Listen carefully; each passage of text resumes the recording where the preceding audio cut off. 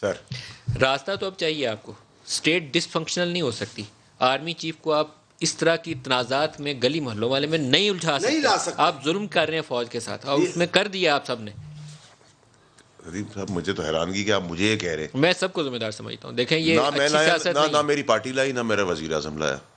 نواز شریف، اس کی بیٹی، اس کے جو بھی ورکرز ہیں، اس کی فرسٹ ایئر ہے، اس نے ریڈیکیول کیا، اس نے پریشرائز کیا، اس نے اس پہ ایلیگیشنز لگائے، ان کو تماشا بنانے کی کوشش کی. اس سے پہلے آپ نے کیا. اور عدلیہ کے ساتھ بھی یہ ڈرامہ. اس سے پہلے آپ نے کیا. Same they did with the judiciary. اس پہ دو رائے نہیں ہونی چاہیے پلیز. میں اس کے اوپر کسی بات پہ ڈسکس کرنے کو تیار نہیں ندیم صاحب. یہ کریڈٹ تو صرف آپ کو دینا ہی، یہ صحرا دینا ہے نون لیگ کے گلے میں نواز شریف کے، جس نے اپنی سیاست بچانے کے لیے، اپنی کرپشن بچانے کے لیے ہندوستانیوں کے بیانیہ اپنایا اور سازش کی اپنی فوج اور اپنی عدلیہ کے ساتھ. اس پہ دو رائے نہیں ہونی چاہیے. نمبر 1.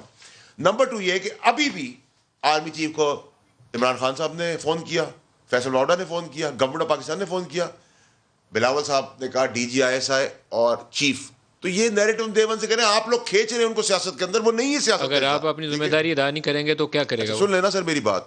میں اب آپ کو بڑا کلیئرلی اور کیٹیگوریکلی ندیم صاحب آپ break down of law and order کی یہ صورتحال ہے کہ وہ آرمی چیف سے اس نے مدد مانگی.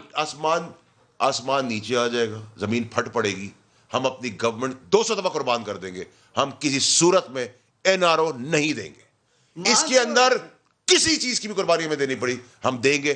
ہم کوئی مفاہمت کا راستہ ان چور ڈاکو لٹیروں کے ساتھ نہیں کریں گے. یہ پریشر کر رہے ہیں، یہ آرمی اور عدلیہ کو گھسیٹ کے سمجھ رہے ہیں کہ ہم کمپرومائز ہو جائیں گے اور ہم NRO کر دیں گے. ہم کبھی نہیں NRO کریں گے.